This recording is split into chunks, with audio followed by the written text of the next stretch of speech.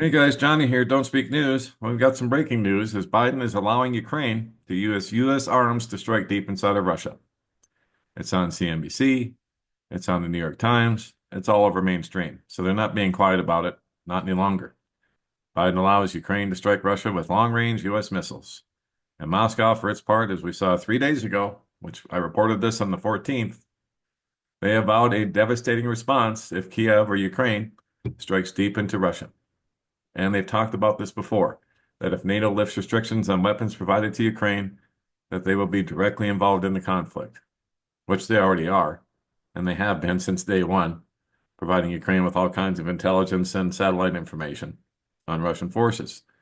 But in this situation, in order to strike deep inside of Russia, everyone knows that they're going to need the US GPS satellites and the NATO GPS satellites in order to make that happen. And so when it happens, Russia has vowed a devastating response on both sides of the Atlantic, not just in Europe, but over here as well, in the continental US. So make no mistake, when this happens, and it will, and when Russia retaliates, and they will, it will be on the continental United States at the same time. Europe will get it too. I'm sure the UK and Germany in particular will be taken out, and probably parts of Poland as well. We'll have to see. But they have a plan, and the plan will be a devastating response. Now, to go over the Middle East real quick, Iran expanded their notice to air missions, or NOTAM, to 4 additional zones. Does this mean we have retaliation against Israel coming too? Could be.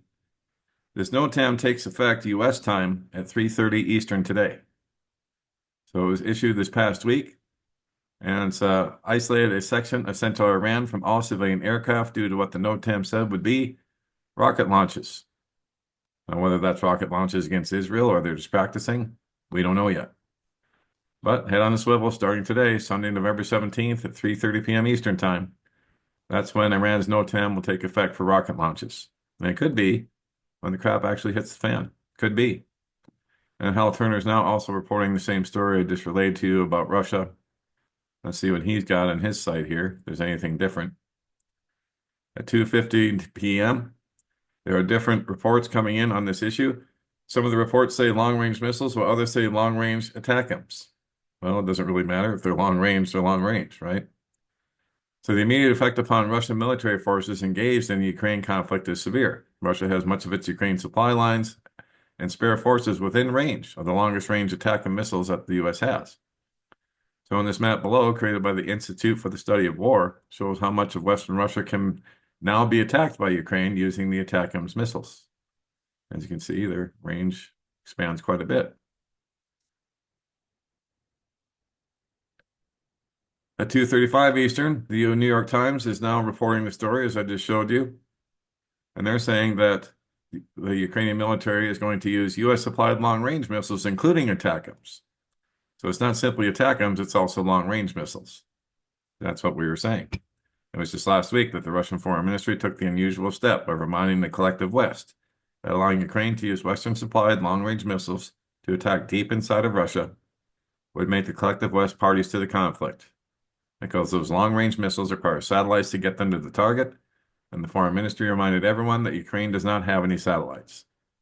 So, in order for those missiles to hit targets in Russia, like we said, the missiles need active satellite guidance from the US, EU, and NATO satellites. So the Foreign Ministry of Russia said that they were granting, the mere granting of permission for the use of such missiles will result in an imminent and devastating response against the West. As of 1 p.m. Eastern Time today, Sunday, November 17th, 2024, that permission has been given. Welcome to World War III, which we are already in, but now continental U.S. is going to feel it. And there you go. That's it for now. I'll keep my eyes on all of this mess as always, but there's a lot to keep our eyes on. I'll have some more reports coming either later today or first thing in the morning. I'm working on some right now, but this one kind of took precedence since the permission has now been given, at least officially. You know, unofficially, it probably happened last weekend, and that's why Russia was warning everybody last week on the 14th about what would happen if these weapon strikes go deep inside of Russia, which it looks like they will very shortly. There we go. That's it for now. Don't forget, don'tspeaknews.com, home base for all that we do.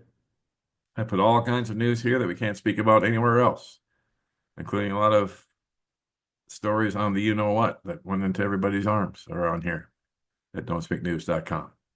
Like I said, it's news we can't speak about anywhere else. And if you'd like to support our channel to keep us around, we could definitely use it. Click the channel support tab here, or the support links are in the bottom of every website posting as well.